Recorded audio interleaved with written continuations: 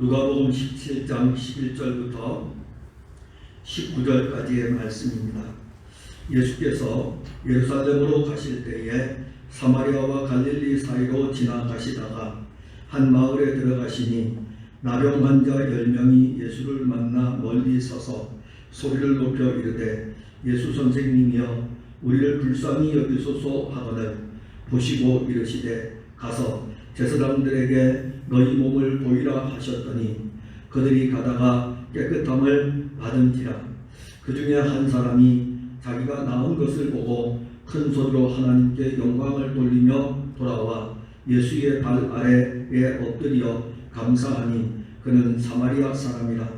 예수께서 대답하여 이르시되 10사람이 다 깨끗함을 받지 아니하였느냐? 그 9은 어디 있느냐? 이 이방인 외에는 하나님께 영광을 돌리러 돌아온 자가 없느냐 하시고 그에게 이르시되 일어나 가라 내 믿음이 너를 구원하였느니라 하시더라. 아멘. 누가복음 15장부터 시작된 이 말씀이 이제 끝을 맺었습니다. 끝을 맺고 예수님께서 예루살렘으로 이제 올라가시죠. 그래서 이제 걸음을 재촉하십니다. 그래서 오늘 11절에 보면 예수께서 예루살렘으로 가실 때에 사마리아와 갈릴리 사이로 지나가시다가, 즉 예루살렘으로 향하던 우리 예수님이 사마리아와 갈릴리 사이에 있는 한 마을에 들어가시게 됩니다. 그리고 이제 그 마을에서 10명의 나병 환자를 만납니다. 그들 10명의 나병 환자는 예수님으로부터 치료를 받았으나 이 치료를 받은 10명의 나병 환자 중에서 예수님께로 돌아온 사람은 사마리아 사람 한 사람밖에 없습니다. 그래서 예수님이 사마리아 사람에게 그 9은 어디 있느냐라고 이렇게 물어보십니다. 그래서 오늘 우리가 이 말씀을 통해서 몇 가지를 좀 보려고 하는데, 먼저는 나병 환자들 10명이 예수님을 향하여 도움을 요청하는 것입니다. 사마리아와 갈릴리 사이로 지나가실 때에 한 마을에 이제 나병 환자, 즉 사마리아 나병 환자와 그 다음에 유대인 나병 환자 이게 섞여 있죠.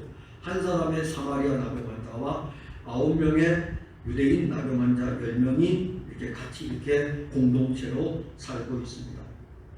그래서 이 10명의 나병 환자를 만납니다. 이건 우리가 참 주목해 봐야 됩니다. 원래 유대인하고 사마리아인은 상종하지를 않습니다. 그래서 우리가 요한복음 4장에 보게 되면은 사마리아 여인이 물을 길러 왔을 때에 예수님께서 나에게 물 좀 달라 했을 때에 유대인인 당신이 나 사마리아 여자인 나와 상관합니까? 나와 상종합니까? 나한테 이야기를 건넵니까? 나한테 도움을 요청합니까? 그건 있을 수 없는 일인데요 라는 그런 뉘앙스죠. 즉 다시 말한다면은 이 사마리아 사람하고 유다 사람들은 종교적으로 사실 악한 대립의 관계, 오죽하면 예수님께서 이들의 이 악함에 대해서 언급할 때에 16절에서 그는 사마리아 사람이라고 그랬는데 18절에서 예수님은 분명히 언급합니다. 이 이방인 외에는. 원래 사마리아 사람들은요 유대인의 혈통을 가지고 있습니다. 북이스라엘 사람들이에요. 그러나 아수르에서 멸망을 당하고 시대가 흘러가면서 저들이 혼혈족이 되게 되죠. 아수르 사람하고 결혼하고 그러면서 혼혈족이 되니까는 유대인들의 입장에서 보았을 때에는 사실 아브라함의 자손이 되려면은 하나님을 섬긴다는 고백을 해야 되고 또 하나는 할례를 받아야 되는데 이런 절차 없이 그냥 혼인 관계를 통하여 가지고 이방 혼혈족들을 이렇게 계속해서 양산하게 되니까는 시간이 지나면서 정통 유대인들이 볼 때에는 사마리아는 하나님의 백성들이 아니라 이겁니다. 이방인들하고 섞여져 있다. 혼혈족이라는 이런 의미가 아니고 어떤 의미에서 보게 되면 사실 육체적으로는 혼혈족이긴 하지만은 엄연한 의미로 보게 되면 종교적 문제가 더 강하게 나타납니다. 그래서 유대인하고 사마리아인들은 이 종교적으로 악한 대립의 관계예요. 오늘 여기 본문에 보게 되면 이 10명이 예수를 만나서 예수를 10명이 만나요. 9명의 유대인 나병 환자와 한 사람의 사마리아 나병 환자가 따로따로 만나는 게 아니라 이 10명이 같이 만납니다. 즉 나병으로 인하여 가지고 사마리아와 갈릴리 지역의 경제도 허물고 종교의 담도 허물어 버렸어요. 자, 유대인도 나병이 걸리게 되면 그 사회에서 추방을 당합니다. 사마리아인도 나병이 걸리게 되면 그 사회에서 추방을 당합니다. 그래서 사마리아인도 추방을 당한 상태고 유대인도 추방을 당한 상태에서 동병상련이니까는 사마리아인이든 유대인이든 상관이 없어요. 우리는 추방당한 나병 환자들이니까. 그래서 서로 같이 한 공동체를 이루는 것이죠. 참 이런 모습을 볼 적에 육신의 질병으로 인하여 가지고 원수된 자들이 이런 육체의 이 담을 허는 모습을 우리가 봅니다. 그런데 이보다 더 놀라운 일은 에베소서를 보게 되면은 유대인과 이방인의 이 막힌 담을 실제로 허는 것은 질병으로 인해서 허는 것이 아니고 하나님의 아들 그리스도 예수께서 유대인과 이방인의 이 막힌 담을 허는 것입니다. 그래서 유대인이든 이방인이든 유대인이든 사마리아인이든 예수 그리스도로 말미암은 이 구원은 차별이 없고 차별이 없을 뿐만이 아니라 누구든지 예수를 믿으면 한 몸의 교회 공동체가 되는 것입니다.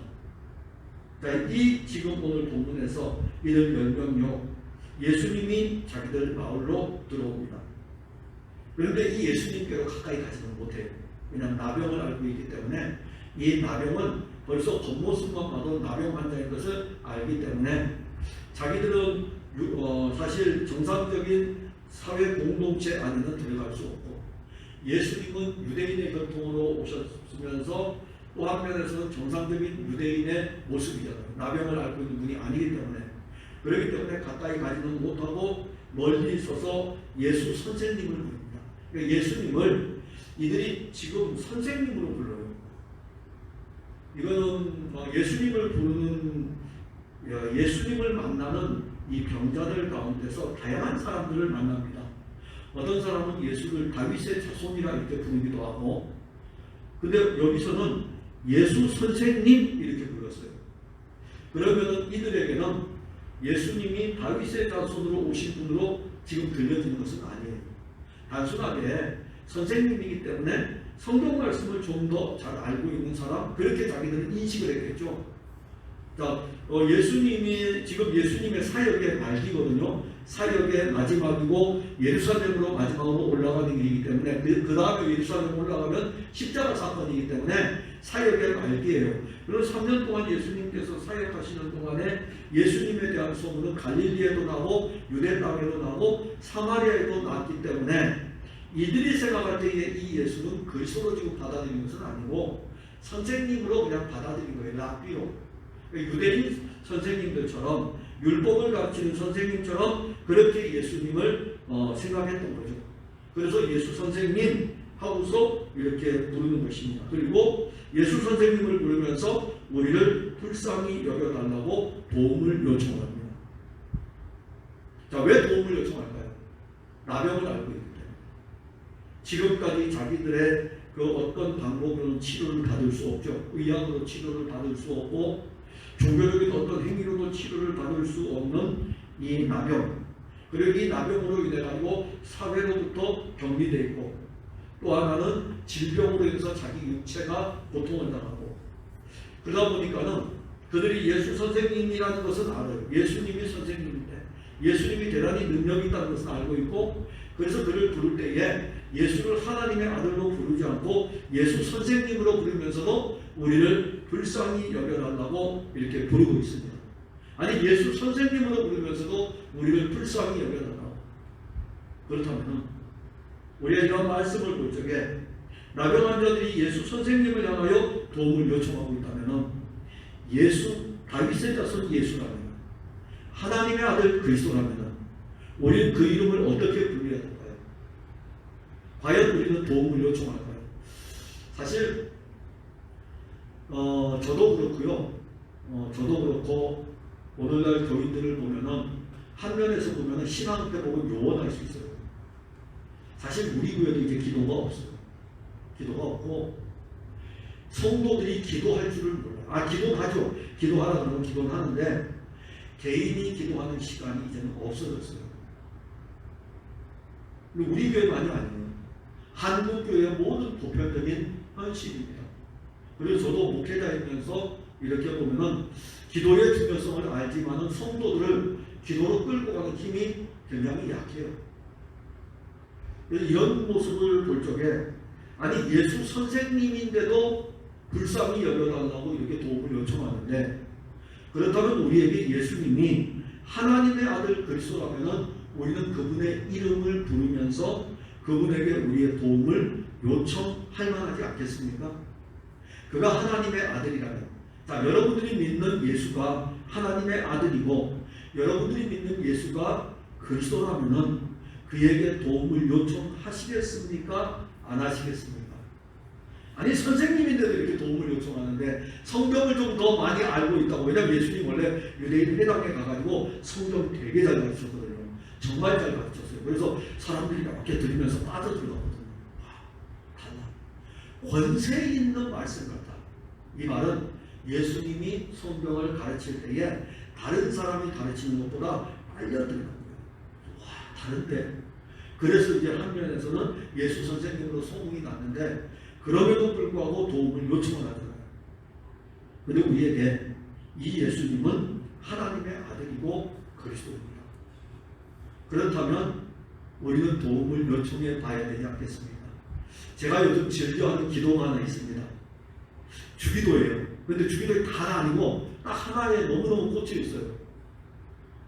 아버지의 뜻이 하늘에서 이루어진 것처럼 땅에서도 이루어지기를 원합니다. 저는 그거를 묵상하면서 너무너무 은혜 가운데 있어요. 저는 신학적으로 지금 보는 게 아니라 아버지의 뜻이 그리스도를 통해서 하늘에서 이루어졌어요. 그리고 하늘에서 이루어진 이 은혜의 이 일들을 아들을 통해 가지고 이 땅에서 이루는 거죠. 근데 땅에서도 이루어질 적에 저는 기도를 할 때 이렇게 기도합니다. 아버지의 뜻이 하늘에서 이루어진 것처럼 저에게 이루어지기를 원합니다. 아버지의 뜻이 하늘에서 이루어진 것처럼 풍성한 교회 성도들에게 이루어지기를 원합니다. 그 일을 이루기 위해서 하나님의 아들을 이 세상에 보낸 거죠.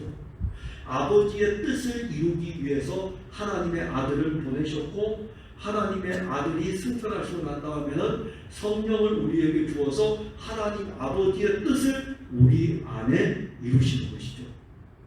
그래서 요즘 기도할 때마다 그게 너무너무 강렬해요. 아버지의 뜻이 하늘에서 이루어지는. 근데 기도가 되게 쉽더라고요. 그러니까는 제 고백이니까는. 그래서 이제 우리 아이들을 위해 기도할 때는 아버지의 뜻이 하늘에서 이루어진 것처럼 저희 아이들에게 이루어지기를 원합니다. 그리고 가만히 기도하고 난 다음에 생각하니까 야, 이보다 더 좋은 기도는 없네. 예수님이 왜 제자들이 우리가 어떻게 기도해야 됩니까? 라고 했을 때 너희는 이렇게 기도하라고 했을 때에 기도의 깊이가 굉장히 있구나 라는 것을 요즘 새삼 느끼는 게, 저도 신앙생활 하면서 늘 이렇게 말씀을 보고 누리면서 하나하나 알아가는 게 깊이의 맛이 좀 다르더라고요. 요즘 제가 제 아내한테 강된장 있잖아요. 강된장을 좀 만들어 놓으라고 해요. 제가 강된장을 좋아하거든요. 그러면 된장을 갖다가 멸치도 넣고 표고도 넣고 호박도 넣고 그래가지고 하여튼 어떻게 해서 제 아내가 만든 강된장이 최고로 맛있어요. 정말 맛있는데 요만큼 이렇게 해놔요. 해놓으면은 예를 들어서 풋고추를 먹을 때도 강된장에 찍어 먹고, 그 다음에 심지어 돈가스를 먹을 때도 강된장 소스를 올려가지고 먹어요. 너무너무 맛있어가지고. 강된장의 맛이 이렇게 깊이가 있나. 그리고 호박잎 치면 또 강된장 얹어서 먹고. 강된장은 만능 소스예요. 저한테는. 상추젓 먹을 때도 강된장하고. 정말 맛있더라고요. 최근에 알았어요. 이 깊이의 맛을 여러 개를 넣어서 이렇게 볶아가지고 이렇게 하는 거잖아요. 된장하고는 또 다르네. 이 깊이의 맛을. 그런데 음식을 먹을 때도 우리가 깊이의 맛을 나이가 들면서 알듯이 신앙도 깊어지니까 더 낫더라고요. 그러니까 전에는 아버지의 뜻이 하늘에서 이루어진 것처럼 땅에서도 이루어지기를 원합니다라고 해서 지나가지만은 최근 들어서 그게 너무 깊어가지고. 근데 그것뿐이 아니겠죠. 여러분들도 아마 나름대로 말씀을 읽다 보면 그 깊이의 맛을 아는 말씀들이 또 여러분들을 붙들 것입니다. 이게 우리가 기도할 수 있는 즐거움이죠. 그럼 우리가 믿는 예수는 선생님이 아니고 하나님의 아들이고 그리스도입니다. 예수 선생님으로 아는 사람들도 우리를 불쌍히 여겨달라고 하는데 하물며 예수가 하나님의 아들 그리스도인데 우리가 왜 그분을 향하여 가지고 우리를 불쌍히 여겨달라고 하지 못하겠습니까? 근데 오늘 본문 또 그 다음 가게 되면 예수님이 10명의 나병 환자들의 기도를 들어줍니다. 14절에 보게 되면 보시고 이르시되 가서 제사장들에게 너희 몸을 보이라 하셨더니 그들이 가다가 깨끗함을 받은지라. 자, 나병 환자들은 예수님에게 가까이 가지 못해. 자기들이 나병을 앓고 있기 때문에 큰 소리로 막 멀리 떨어져서 막 예수 선생님 우리를 불쌍히 여겨 주옵소서 이렇게 하고 있는데 예수님이 딱 들으시고 10명이 소리를 지르니 얼마나 간절하겠어요. 그래서 예수님이 그 소리를 들으시고 가셨어요. 가셔가지고 멀리서 이렇게 본 게 아니라 가셔서 보셨어요. 떨어져 있는 거리가 아니라 그들의 소리를 듣고 그들에게 가서 그들의 상태를 보았습니다. 이게 바로 우리 주님의 걸음이에요. 하나님의 아들 그리스도는 사실 하늘 영광 보좌에서 우리의 상태를 다 아시죠. 그럼에도 불구하고 아버지의 뜻이 하늘에서 이루어진 것처럼 땅에서 이루기 위해 가지고 아들이 하나님의 아들이 육신을 입고 이 땅에 와서 유대인의 혈통에서 나셔가지고 인간의 육체의 몸을 입고 인간의 육체에 연약한 모든 것들을 아주 가까이에서 다 보셨어요. 그런 분인데 저 멀리서 나병 환자들이 소리 지른다고 해서 오 그래 왜 뭘 들어줄까? 아 제사장에 가봐 이렇게 하실 것 같아요? 아니에요. 가시죠. 친히 가셔가지고 그들의 상태를 아주 가까이에서 보십니다. 예수님 그렇게 오십니다. 그러니까 어떤 면에서는 우리가 신앙생활 할 때에 예수 그리스도에게서 굉장히 멀리 떨어져 있는 영적인 상태일 수 있어요. 근데 주님은 우리 가까이에 항상 오셔요. 우리 가까이로 항상 오셔가지고 우리의 상태를 보십니다. 근데 보니까는 10명의 나병 환자들의 상태가 아주 심각하죠. 심각하기 때문에 그들이 예수님 앞에 드러내지를 못하는 거죠. 그런데 예수님은 이 심각한 상태를 보고 난 다음에 이들에게 제사장들에게 너희 몸을 보이라. 제사장들에게 가서 너희 몸을 보이라 이렇게 말씀하십니다. 그럼 이 말씀의 의미가 뭐냐 이거죠. 레위기 14장 2절에 보면 나병 환자가 정결하게 되는 날, 나병 환자가 깨끗하게 되는 날의 규례에 대해서 이렇게 이야기합니다. 그 사람을 제사장에게로 데려가는 것이다. 나병 환자가 깨끗하게 입었다면 이 정결 예식을 해야 돼요. 자, 나병 환자 이제 딱 봤을 때 이 사람이 나병이 걸렸어요. 그러면은 영내 밖으로 내보내야 되는 거예요. 이스라엘 공동체 밖으로 내보내는 거예요. 그 공동체 밖에 있다가 이 사람이 나병에서 깨끗함을 받았어요. 그럼 누구에게 보여야 됩니까? 제사장에게 보여야 돼요. 그래서 제사장에게 보이면서 나은 것을 확인하고 난 다음에 정결 예식을 거행해야 됩니다. 정결 예식의 규례는 이러하다고 하면서 먼저는 제사장에게 데려가야 돼요. 나았는지 안 나았는지 확인을 해야 됩니다. 그래서 이 오늘 본문에 예수님께서 나병 환자들, 지금 가까이 할 수 없는 이 나병 환자들에게 이야기합니다. 제사장에게로 가라 이렇게 이야기해요. 그 말은 제사장에게 가서 확인을 받으라는 것입니다. 근데 참 놀라운 것이 있어요. 지금 이들은 예수님을 선생님이라고 했어요. 그 다음에 가까이 가지 못하고 멀리 서서 예수님의 이름을 불렀어요. 근데 예수님이 가까이 오셔가지고 보고서 야, 제사장들에게 가서 너희 몸을 보여 이렇게 말씀하셨어요. 갈까요 안 갈까요? 다 이거 여러분들 한번 이 말씀을 생각해 보세요. 갈까요 안 갈까요? 이들이 만약에 예수가 하나님의 아들인 것을 안다면 가겠죠. 가요. 그런데 이들은 지금 예수님을 선생님으로 불렀어요. 왜 가까이 가지를 못하고 있는데 예수님이 오셨어요. 그런데 너희들은 제사장에게 가서 몸을 보이라고 그랬어요. 근데 가고 있어요. 가고 있어요. 왜 이 말씀을 하실까? 다윗의 자손이요 우리를 불쌍히 여기소서 하는 다윗의 자손으로 이 땅에 오실 당신은 하나님의 아들입니다라고 고백을 하는 것인데, 예수 선생님이라고 했는데 어떻게 이들은 지금 이 나병이 고쳐지지 않은 상태에서 제사장에게 보이라고 해서 갈 수 있을까요? 가면 큰일 나죠. 가면 큰일 나요. 돌에 맞아 죽든지 그런 거거든요. 그럼에도 갑니다. 왜 이 말씀을 누가 기록을 하고 있을까? 하나밖에 없을 것 같아요. 예수님의 말씀이 능력이라는 것입니다. 예수님의 말씀이 능력이에요.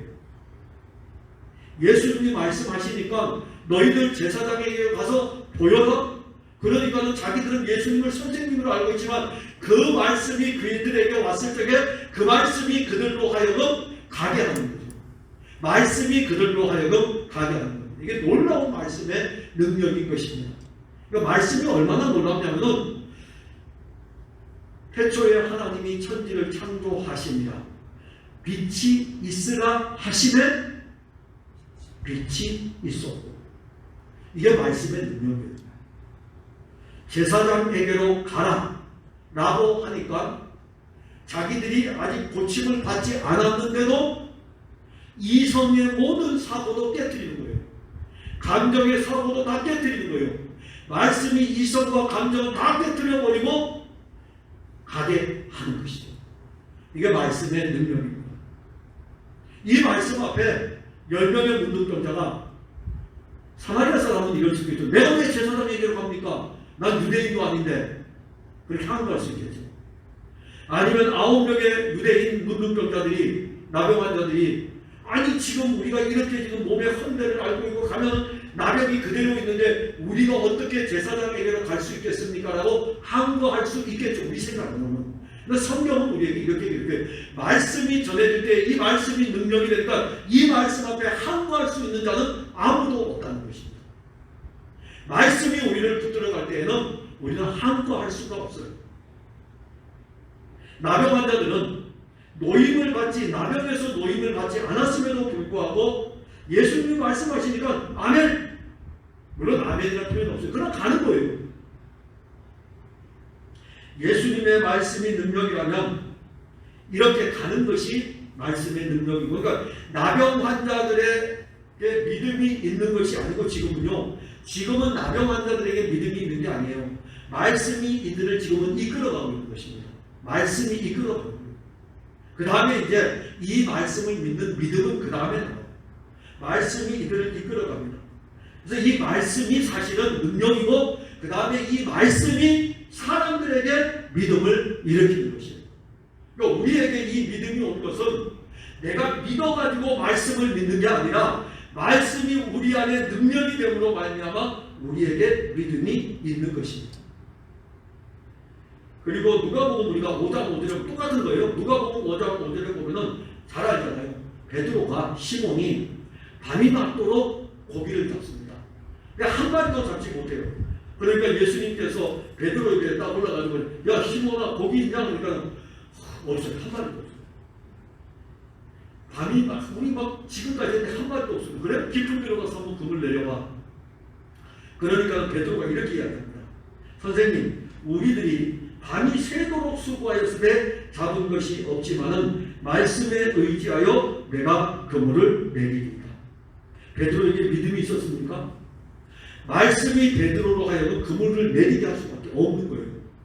그래서 이 말씀이 하나님의 아들의 말씀인 거예요. 나사렛 사람 예수 선생님의 말씀이 아니라 이 예수님의 입에서 나오는 이 말씀이 여호와 하나님의 말씀 그 자체이기 때문에 그 말씀이 베드로를 움직이고 그 말씀이 10명의 문둥병자들로 하여금 움직이는 거죠. 그 베드로가 그물을 내릴 수 있었던 것은 예수님의 말씀이 베드로 안에서 믿음을 일으키니까 그 말씀을 의지하는 것입니다. 그리고 이제 마지막으로 우리가 보는 것은 참 구원을 받는 믿음의 사람은 한 사람입니다. 10명의 나병 환자들이 이제 예수님이 말씀하니까는 그 말씀이 가라는 대로 가는 거예요. 그냥 가는 거예요. 가다 보니까는 고침을 받았어요. 가다가 고침을 받았어요. 그런데 그 중에 한 사람만이 예수님에게로 나왔습니다. 그 사람은 사마리아 사람이에요. 근데 예수님은 그 사람을 이방인이라고 이렇게 표현했어요. 그 말은 10명의 9명의 나병 환자는 얼마나 유대인인가를 알 수 있어요. 이 유대인들이 사마리아 사람을 이방인 취급하고 있는 것을 알 수 있죠. 아무튼 한 사람만 돌아왔어요. 사마리아 사람. 유대인들이 멸시하는 사람입니다. 유대인들은요, 그들의 영적인 특권 의식을 가지고 사마리아 사람들을 하나님의 백성에서 자기들이 제외시켰어요. 그런데 이 사람이 예수님께로 돌아와 큰 소리로 하나님께 영광을 돌립니다. 그리고 예수님의 발 아래 엎드려 감사합니다. 예수님은 가다가 나병의 고침을 받고 자기에게로 돌아와 감사한 한 사람 사마리아 사람을 향하여 일어나 가라, 내 믿음이 너를 구원하였느니라, 이 말씀하십니다. 예수님이 사마리아 사람에게 말씀하신 내 믿음이 너를 구원하였다라고 하는데 이 믿음이 무엇입니까? 이제 그거 풀어야죠. 그걸 풀어야 돼요. 오늘 본문의 가장 중요한 건 그거예요. 복음서의 핵심이 뭐라고요? 예수는 그리스도시고 하나님의 아들이십니다. 이것을 네가 믿느냐? 그거예요. 그게 복음서의 중요한 내용이에요. 예수님이 하나님의 아들이고 예수님이 그리스도인 것을 너가 믿느냐? 그거거든요. 그래서 오늘 여기서도 믿음이 너를 구원하였다라는 이 말씀에서 믿음이 무엇이냐 이거죠. 그래서 이 믿음을 보려면은 사마리아 사람이 돌아와서는 행동을 보고 나가요. 하나님께 영광을 돌렸다 이렇게 말씀합니다. 자, 하나님께 영광, 이게 개혁주의 신학에 굉장히 중요한 거거든요. 하나님께 영광, 뭐가 하나님께 영광일까요? 하나님의 영광을 위하여 살라. 그 참 우리 SFC 운동원이나 청년들 아니면 어른들 중에서 이런 걸 안 물어봐서 너무너무 고마워요. 제가 TV 프로그램을 하나 봤는데 박태환 수영 선수 아시죠? 이 수영 선수에게 안정환 축구 선수가 질문을 하나 던졌어요. 혹시 수영할 적에 자기가 이렇게 하잖아요. 이렇게 하면서 혓바닥 내밀면서 상대 레인에 있는 사람을 혓바닥 내밀면서 놀리는 적이 없느냐고. 박태환이가 박장됐어요. 자기가 지금까지 질문 받아본 중에 그런 질문 받아본 건 처음이라 이겁니다. 아, 그렇잖아요. 그 이상한 질문 아니에요. 수영 지금 시합하고 있는데 이렇게 하면서 이쪽을 보면서 놀리고 이쪽에 있는 사람 같이 얼굴 마주쳤을 때 혓바닥 내밀면 얼마나 무한하겠어요. 이렇게 하면서. 근데 박태환 대답이 더 걸작이에요. 지금까지 그런 질문 던진 사람 한 사람도 없었는데 국제대회에서는 한 적이 없지만 국내대회에서는 한 적이 있대요. 근데 국내대회에서 할 수 있었던 것은 국내 선수들을 다 알고 있기 때문에 그렇게 했대요. 제가 안정환 선수가 물어볼 적에 야, 저런 것도 물어보냐 TV에 나와서 그랬는데 정말 물어볼 수 있겠구나. 하나님의 영광을 위하여. 너무 많이 들었죠. 여러분들은 하나님의 영광을 위한다는 것이 무엇이라고 생각합니까? 그런데 오늘 여기 본문에 이 사람이 하나님께 영광을 돌리러 왔고, 그리고 18절에 예수님도 분명히 언급합니다. 이 이방인 외에는 하나님께 영광을 돌리러 돌아온 자가 없느냐 이렇게 말씀하셔요.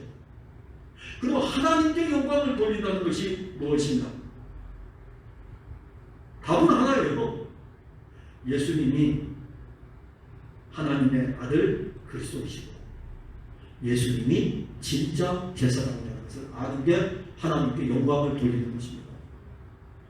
우리가 주 예수 그리스도를 믿는 것이 하나님께 영광을 돌리는 거예요. 아니, 우리의 행위로 뭘로 하나님께 영광을 돌리려고? 율법을 지켰어요? 율법을 지켜서 하나님께 영광을 돌린다면 바리새인들이 하나님께 영광을 돌리는 자들이죠. 종교적인 신앙생활, 종교 생활을 잘해가지고 대제사장들이 오히려 더 하나님께 영광을 돌리겠죠. 여기 오늘 하나님께 영광을 돌리며 돌아와 예수의 발 아래 엎드렸다는 것은 이 예수가 하나님의 아들이고 이 예수가 그리스도라는 것을 인정하는 거예요. 당신이 하나님의 아들 맞습니다. 당신이 그리스도가 맞습니다. 이게 바로 하나님께 영광을 돌리는 것입니다.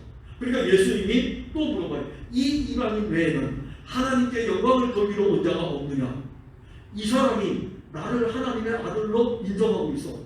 이 사람이 나를 그리스도로 믿고 있어.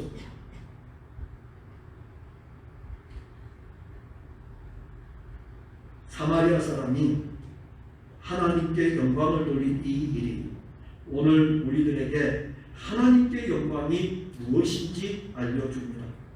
하나님께 영광. 하나님이 보내신 자 그의 아들 그리스도를 믿는 믿음. 자, 그럼 여기에서 다시 나머지 9을 찾아야죠. 나머지 9은 어디 있느냐. 자, 10명이 고침을 받았다면 나머지 9은 어디에 갔는지 우리가 알아보아야 되겠죠. 자, 예수님이 지금 돌아온 사마리아 사람에게 10사람이 다 깨끗함을 받지 않아야 했느냐? 그 9은 어디 있느냐? 그 9은 유대인 나병 환자들입니다. 이 사람들도 똑같이 가다가 깨끗함을 받았습니다. 다 예수님 말씀, 너희들 가다가 다 똑같이 깨끗함을 받았는데 나머지 9은 어디 갔느냐? 이 사람들은 어디로 갔을까요? 이 사람들은 어디로 갔을까요? 레위기 14장 2절이에요. 나병 환자가 정결하게 되는 날의 규례는 이러하니 곧 그 사람을 제사장에게로 데려갈 것이요. 9명의 나병 환자는 제사장에게 가서 자기들이 나병에서 나았다는 증거를 보여주었을 것이고, 그들은 이제 어디로 들어갑니까? 유대 종교의 울타리 안으로 들어가는 거죠. 유대 종교의 울타리 안에 들어가서 유대 종교인으로 살아가는 거예요. 그래서 예수님이 그 9 어디 갔느냐 이렇게 물으시는 거죠. 유대 종교로 들어가는데 예수님 왜 그 9을 찾으실까요? 그 9이 알아야 하는 것은 예수님이 대제사장이시고 예수님이 참 제사장인 것을 알고 그들이 나았다면 누구에게로 와서 보여주어야 됩니까? 예수님에게 와서 보여줘야 되죠. 예수님 가다 보니까 나았네요. 그리고 와서 예수님 당신이 하나님의 아들이고 그리스도이며 예수님 당신이 진짜 제사장입니다. 참 제사장입니다. 저기 제사장은요 그림자고요. 저 제사장이 아니고 진짜 제사장은 당신이십니다. 그래서 누구에게로 와야 돼요? 그리스도에게로 와야 되죠. 그런데 그들은 유대 종교로 다시 돌아갔습니다. 유대 종교로 돌아갔습니다. 자, 그러면 이제 오늘 우리들에게 유대인 나병 환자는 누구입니까? 오늘날도 종교의 굴레에 갇혀 그리스도를 보지 못하고 믿지 못하는 사람들, 기독교 종교를 가지고 교회를 출입하는 사람들, 우리가 어떤 면에서 보면 영적인 나병 환자예요. 우리는 만신창이가 된 나병 환자죠. 허물과 죄로 죽은 존재예요. 영적 나병이에요. 온몸의 헌대를 앓고 있고 우리의 힘으로 고칠 수 없는 나병 환자들입니다.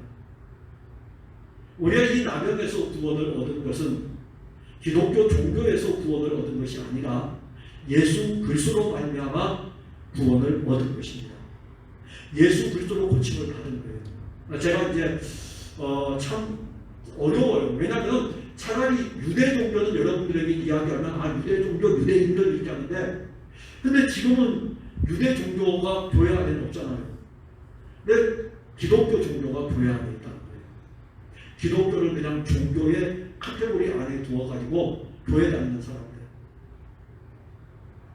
기독교 종교라고 하는 유대 종교의 카테고리 안에서 오실 그리스도를 보아야 돼요. 기독교 종교라고 하는 이 안에서 누구를 봐야 되냐면 예수 그리스도를 보아야 돼요. 예수 그리스도를 만나야 됩니다. 다른 종교에서 만날 수 없죠. 그런데 해필이면 이 예수 그리스도가 쏙 빠지고 기독교 종교만 남아있어요. 영적으로 만신창이 돼가지고 어디로 자꾸 가냐면은 기독교 종교라고 하는 울타리 안으로 들어간다고 해요. 우리를 고쳐주신 분은 기독교 종교가 아니고 예수 그리스도입니다. 그리고 우리는 예수 그리스도에게로 나아가야 돼요. 한 사람의 사마리아인처럼 나아가면 예수님 말씀하시잖아요. 일어나 가라. 내 믿음이 너를 구원하였느니라. 왜 너는 유대 종교에서 나왔어? 왜 너는 유대 종교가 아니야? 그리고 너는 나에게 나왔어. 예수님 계속 말씀하시는 건 그것입니다. 유대인들에게 내게로 오라 입니다. 내게로 오라고. 내가 진짜로. 다른 건 그림자로. 오늘도 마찬가지예요. 우리가 누구에게로 가야 됩니까? 그리스도에게로 가는 것입니다. 그래서 우리를 구원하실 분, 우리를 영적인 만신창이된 이 나병에서 헌대를 앓는 데서 건지실 분은 그리스도 예수 그분밖에 없습니다. 이제 우리는 구원을 받았죠. 구원을 받았는데 한 면에서는 그리스도가 있고 한 면에서는 이 종교적 의를 이루려고 하는 나병의 모습도 있어요. 그래서 우리는 늘 누구에게로 가야 되냐면 기독교 종교로 나가는 게 아니고 그리스도에게로 계속 나가는 거죠. 주 예수 그리스도에게. 성경은 우리에게 그걸 알려주고 있어요. 다른 거 알려주지 않습니다. 예수 그리스도 외에는 다른 것이 없어요. 오늘은 새벽에 제가 잠깐 말씀드렸지만은 새벽에 이렇게 와서 기도하면서 어떤 것이 떠올려 지나가냐면 새벽에 기도할 때에 몇 가지가 지나갑니다. 하나는 그리스도 예수. 이 그리스도 예수가 갈라디아서를 하다 보니까는 하갈과 사라에 대해서 이야기를 하는데 이 하갈과 사라를 이야기하면서 율법과 연결을 시키는 거예요. 육체를 따라 자유하는? 근데 하갈과 사라는 율법 이전에 있었는데 근데 왜 이렇게 연결을 시켰지? 그러니 구약의 성경 모든 것들을 다 가지고 그리스도로 연결을 시키려면 이 성경을 갖다가 기록해도 부족할 정도였죠. 사실 예수님도 복음서에서 제가 마태복음 이렇게 보면서 임마누엘로 시작해서 임마누엘로 끝나는데 예수님께서 구약의 성경을 인용하는 것이 몇 번 나오거든요. 제가 그거를 좀 연구하고 싶어요. 그래서 교육들과 함께 나중에 나눌 텐데 예수님이 인용한 구약의 성경. 근데 예수님이 만약에 구약의 말씀들을 다 인용을 했으면 신약 성경이 얼마나 풍성했을까요? 그런데 풍성하지만은 우리는 읽으려면 엄청 힘들었겠죠. 사실 그리스도 그분을 우리에게 계속 증거하고 있어요. 한 면에서 우리가 알아야 되는 것, 기독교 종교의 늪에 빠지지 마시고 기독교 종교의 가장 중요한 핵심인 예수 그리스도 그에게로 나가야 됩니다. 그래서 그가 우리를 치료하신 이 은혜를 알고 예수가 그리스도이며 하나님의 아들임을 우리의 입술로 날마다 고백하여 그 믿음으로 인하여 하나님께 영광을 돌리는 그러한 삶이 우리에게 있기를 바랍니다. 기도하겠습니다. 하나님 은혜를 감사합니다. 우리가 믿음 생활할 때에 그 아홉의 모습일 수 있습니다. 자꾸 기독교 종교의 울타리 안으로 들어가려 하고 있습니다. 바울처럼 우리가 그리스도 안에 있고 그리스도 안으로 더 깊이 들어가야 되는데 참 우리 안에 있는 이 유대인의 이 모습이 여전히 살아있어가지고 유대인들이 유대 종교의 열심을 내었다면 우리 기독교 종교의 열심을 냅니다. 그리스도 안으로 더 들어가고 그리스도 안에 있고 그리스도와 함께하는 것. 이 놀라운 은혜가 바로 우리에게 있고 우리에게 주어졌는데 우리가 때로는 연약할 때가 있습니다. 날마다 생명이신 그리스도를 향하여 나아가고 그리고 여기 이 사마리아 문둥병자처럼 고침을 받고 난 이후에 예수가 하나님의 아들 그리스도임을 믿을 뿐 아니라 고백하고 이것이 하나님께 영광임을 알아 우리도 매일 순간마다 주 예수 그리스도를 그리스도로 하나님의 아들로 고백하는 믿음으로 살게 하옵소서. 우리가 어떤 행위를 통해서 하나님을 영화롭게 할 수 있겠습니까? 없습니다. 하나님이 보내신 자 그 아들을 믿는 것이 하나님을 영화롭게 하는 것임을 알게 하옵소서. 예수님 이름으로 기도하옵나이다. 아멘.